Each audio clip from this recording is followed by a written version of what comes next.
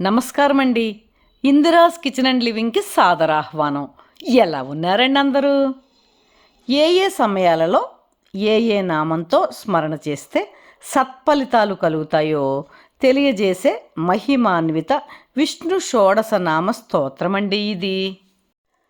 ఔషధే చింతయే విష్ణు భోజనే చ జనార్దనం శయనే పద్మనాభం చ వివాహే చ ప్రజాపతిం యుద్ధే చక్రధరం దేవం ప్రవాసే చ త్రివిక్రమం నారాయణం తనుత్యాగే శ్రీధరం ప్రియసంగమే దుస్వప్నే స్మర గోవిందం సంకటే మధుసూదనం కాననే నారసింహం చ పావకే జలసాయినం జలమధ్యే వరాహం చ పర్వతే రఘునందనం